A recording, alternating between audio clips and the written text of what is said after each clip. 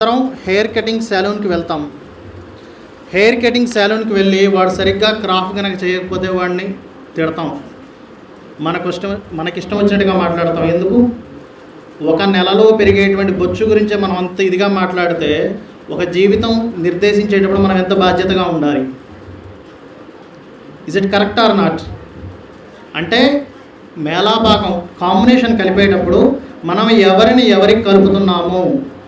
ఒక సరైనటువంటి కాంబినేషన్ కలపట్లేదు అంటే ఇద్దరి జీవితాలను మనం నాశనం చేస్తున్నాం. సో ఇక్కడ ఏంటంటే ఈ విషయంలో మనం కొన్ని జాగ్రత్తలు కనుక తీసుకున్నట్లయితే కరెక్ట్గా మనం చేయొచ్చు. అది ఎలాగా ఏంటి అనేది నేను మీకు చెప్తాను. ముఖ్యంగా ఇక్కడ మనం అందరం ఆ స్టేజ్ దాటేసాం. ఏది 36కి 18 పాయింట్లు కాదు, జాతక చక్రాలు కలవాలి, D9 కలవాలి, ఇలాంటివన్నీ మనం తెలుసుకుంటున్నాం. ఈ ప్రయాణం చాలా రోజులైంది మనం చేయబట్టి కూడా. అయితే ఇక్కడ ఏంటంటే ముఖ్యంగా చూడాల్సినటువంటి విషయాలు ఏంటి అంటే మనకి జాతక చక్రంలో కొన్ని బ్యాడ్ కాంబినేషన్స్ ఉన్నాయండి. అది బ్యాడ్ కాంబినేషనే అనుకోండి, యోగమే అనుకోండి, మరొకటి అనుకోండి. 7th హౌస్లో ఉన్నటువంటి గ్రహాన్ని బట్టి మనం ఎలాంటి వధువు వస్తుంది, ఎలాంటి వరుడు వస్తాడు, ఎలాంటి వాళ్ళైతే వాళ్ళకి సెట్ అవుతారనేటువంటి విషయం మనం తెలుసుకోవాలి ముందుగా. అంటే సింపుల్గా చెప్పాలంటే ఒక తాళం కప్పు ఉంది. ఆ తాళం కప్పకి మనం ఎలాంటి తాళం పెట్టి తిప్పితే అది ఓపెన్ అవుతుంది, కానీ ఏ తాళం పెట్టి తిప్పినా అది ఓపెన్ అవ్వదు, అంతే కదా? సో ఇక్కడ ఏంటంటే ముందుగా మనం తీసుకోవాల్సిన జాగ్రత్తలు ఏమిటి అంటే లగ్నము, ద్వితీయము, తృతీయము, సప్తమ భావము, పంచమ భావము, అష్టమ భావము, 12వ భావము. అంటే లగ్నం ఎందుకు అంటే ఇద్దరు లగ్నాధిపతులు ఫ్రెండ్సా, ఎనిమీసా, అంటే మిత్రుల, శత్రువుల, వాళ్ళ ఇద్దరు జాతక చక్రాల్లో ఉన్నటువంటి గ్రహాలు. అంటే ఎగ్జాంపుల్ చెప్పాలి అంటే ఒక లగ్నాధిపతి శుక్రుడు, ఇంకొక లగ్నాధిపతి శని, వీళ్ళిద్దరి జాతక చక్రాల్లో శుక్ర శనులు వాళ్ళ జాతక చక్రాల్లో ఏదైనా బ్యాడ్ కాంబినేషన్తో ఉందా అనేటువంటి విషయం ఫస్ట్ గమనించాలి. నెక్స్ట్ 2nd హౌస్ కామన్గా చూడాలి. అంటే వీళ్ళిద్దరు కుటుంబ స్థానాలు ఎలా ఉన్నాయి. 3rd హౌస్ ఎందుకు చూడాలి అంటే 3-7-11 కాంబినేషన్ ఈజీ. కామన్గా 2-7-11 చూడాలంటారు వివాహం అవడానికి. బట్ 3-7-11 ఎందుకంటే మూడో భావం అనేటువంటిది మనం అగ్రిమెంట్. 7వ భావం, సప్తమ భావం అనేటువంటి వివాహము, 11వ భావం ఈజ్ సెలబ్రేషన్. కాబట్టి 3వ భావం చూడాలి. అంటే పెళ్ళి అవ్వడానికి ఎంతవరకు సాధ్యాలు ఉన్నాయనేటువంటిది 7లో కంటే 3లో ఎక్కువగా ఉంటుంది. అక్కడి నుంచి 9వ భావం కాబట్టి 7 నుంచి 9వ భావం కాబట్టి అంటే 7 యొక్క భాగ్యం 3లో ఉంటుంది కాబట్టి అగైన్ 7th హౌస్, పంచమ భావం. పర్టికులర్గా మనం కూటముల్లో 8 పాయింట్లు వచ్చేటువంటి నాడీ కూటమి కనుక ఏకనాడైనట్లయితే మనం ఆ ఇద్దరు వ్యక్తులకి చెయ్యరు చాలామంది. కానీ కొన్ని నక్షత్రాలకి ఏకనాడైనా సరే సరిపోతుంది అంటారు. కానీ పంచమాధిపతులు కనుక పాడైనా, పంచమ స్థానాలు పాడైనా, అలాగే D7లో అంటే అక్కడ ఏదైనా సరైనటువంటి కాంబినేషన్స్ లేకపోయినా సరే ముఖ్యంగా అది చూసుకోవాలి నాడీ కంటే కూడా. సరే, ఇవి ఇలా ఉండగా ముఖ్యంగా చాలామందికి వివాహం తర్వాత డైవర్స్ అవుతూ ఉంటుంది. అది ఎందుకు జరుగుతుంది అనేటువంటిది మనం ముఖ్యంగా గమనించాల్సిన విషయాలు ఏంటంటే వివాహం తర్వాత 6ని సిగ్నిఫై చేసేటువంటి దశలు ఏమైనా వస్తున్నాయో చూసుకోవాలి. లేదా ఇంకొంతమంది అంటుంటారు ఏమంటే 6వ అధిపతి 7లో ఉన్నాడు, లేకపోతే 12వ అధిపతి 7లో ఉన్నాడు, 8వ అధిపతి 7లో ఉన్నాడు. మరి అలాంటప్పుడు మనం ఎలాంటి జాగ్రత్తలు తీసుకోవాలంటే ముఖ్యంగా 6వ అధిపతి కనుక 7లో ఉంటే మేనరికం చేసినట్లయితే ఆ వివాహం నిలబడుతుంది. 8వ అధిపతి కనుక 7లో ఉంటే ఆలస్య వివాహం అయినా సరే పర్వాలేదు. 12వ అధిపతి కనుక 7లో ఉన్నట్లయితే విదేశీ సంబంధాలు చూసుకోండి, దూరంగా ఉన్నటువంటి సంబంధాలు చేయండి, వాళ్ళకి నిలబడతాయి సంబంధాలు.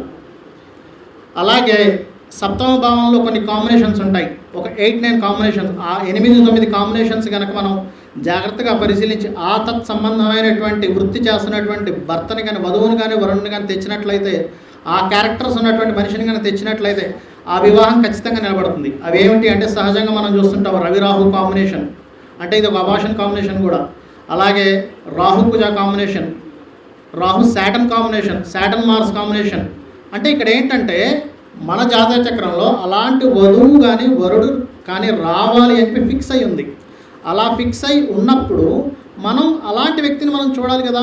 అంటే చిన్న ఎగ్జాంపుల్ చెప్తాను. శాటర్న్ మార్స్ కాంబినేషన్ ఉంది అంటే దీని అర్థం ఏంటి అంటే కామన్గా ఏం చేస్తాం, సప్తమ భావంలో శని కుజుల యొక్క సంబంధం ఉంది అంటే సప్తమ భావం వీళ్ళకి గొడవలుగా ఉంటుందని దాని అర్థం, ఒక అర్థం. రెండో అర్థం తీసుకుంటే సప్తమ స్థానంలో శని కుజులు అంటే ఒక ఘర్షణ ఏర్పడుతుందంటే వచ్చేటువంటి భర్త సాటర్న్ మార్స్ రిలేటెడ్ జాబ్ చేస్తూనే ఉంటాడు, లేకపోతే ఆ లక్షణాలు కలిగి ఉంటాడు. ఆ లక్షణాలు కలిగి ఉండడం అంటే ఏంటి, భర్త ఏదైనా సాటర్న్ మార్స్ రిలేటెడ్ సంబంధమైనటువంటి జాబ్ చేస్తున్న వ్యక్తిని తీసుకొచ్చినా సరే, అంటే ఇంజనీరింగ్ ఉన్నటువంటి వ్యక్తిని, మిషనరీ సంబంధమైనటువంటి వ్యక్తిని మనం తీసుకొచ్చినా సరే ఆ వ్యక్తి నిలబడుతుంది, ఆ వివాహం నిలబడుతుంది. అలాగే రవిరాహు కాంబినేషన్ గవర్నమెంట్ రిలేటెడ్ నిలబడుతుంది అక్కడ. సాటర్న్ కేతు కాంబినేషన్ ఆధ్యాత్మిక యోగంలో ఉన్నటువంటి వ్యక్తిని తీసుకొస్తే నిలబడుతుంది అక్కడ. ఎందుకంటే సాటర్న్ కేతు ఇది ఆధ్యాత్మిక యోగం, సన్యాసి యోగం అదొకటి. అలాగే శుక్రకేతు కాంబినేషన్ శుక్ర సంబంధమైన అంటే కేతు సంబంధమైన వీటిలో ధనం సంపాదించేటువంటి వ్యక్తి అయి ఉంటాడు, అంటే ఒక పురోహితుడు అయి ఉంటాడు. అలాగే ఇంకా ఇలాంటి కాంబినేషన్స్ ఒక 9-10 ఉన్నాయి. అవన్నీ కనుక మనం చూసుకొని ఆ సంబంధం ఉన్నటువంటి వ్యక్తుల్ని కనుక మనం కలిపాము అంటే ఖచ్చితంగా ఆ వివాహం నిలబడడం జరుగుతుంది.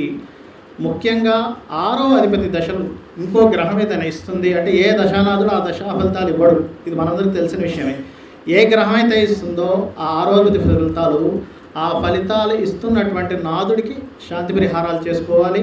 ముఖ్యంగా ఎవరికైనా సరే ఆ ఫలితాలు ఇస్తున్నటువంటి వారం రోజు అంటే ఉదాహరణ శుక్రుడు ఇస్తున్నాడు, ధనస్సు లగ్నాన్ని శుక్రదశ నడుస్తుంది, శుక్రుడు ఇస్తున్నాడు, లేదు ఇంకొక గ్రహం ఏదైనా బుధుడు ఇస్తున్నాడు, ఆ బుధుడికి అంటే ఆ వారం రోజు స్తోమత ఉన్నట్లయితే తత్సంబంధమైనటువంటి గ్రహ ఆరాధన చేసుకోవడం, జపాలు చేసుకోవచ్చు. లేదు అనుకుంటే ఆ రోజు ఖచ్చితంగా గోసేవ చేసినట్లయితే ఖచ్చితంగా వాళ్ళకి ఆ ప్రాబ్లం క్లియర్ అవుతుంది. మరొక విషయం ఏంటంటే జ్యోతిష్ శాస్త్రంతో పాటు వాస్తు శాస్త్రరీత్యా ఆగ్నేయ దోషాన్ని మనం పరిశీలించాలి. ఆగ్నేయం కనుక సరిగ్గా లేనట్లయితే ఆగ్నేయంలో వాటర్ పెట్టినా, ఆగ్నేయం తరిగినా పెరిగినా సరే ఖచ్చితంగా వివాహ సంబంధమైనటువంటి ఇబ్బందులు పడుతుంటారు ఆ ఇంట్లో వాళ్ళు. సో కాబట్టి ఇలాంటివి మనం కనుక జాగ్రత్తలు తీసుకున్నట్లయితే ఖచ్చితంగా మనం సరైనటువంటి ప్రెడిక్షన్ ఇవ్వగలుగుతాము. ఒక మేళపాకం అనేటువంటిది ఒక దేశానికి సంబంధించింది కూడా. ఎందుకంటే ఇద్దరు సరైనటువంటి వ్యక్తులను కనుక మనం కలపలేదు అంటే ఆ వ్యక్తుల జీవితాలు దేశం మీద ప్రభావం చూపిస్తాయి. కాబట్టి దయచేసి మీరందరూ చాలా బాగా కృషి చేస్తున్నారు. ఈ మేళపాక విషయంలో మాత్రం ఖచ్చితమైన జాగ్రత్తలు మనం అందరం తీసుకుంటామని చెప్పి ఆశిస్తూ నాకు ఈ అవకాశాన్ని ఇచ్చినందుకు అందరికీ వందనాలు తెలుపుకుంటున్నాను.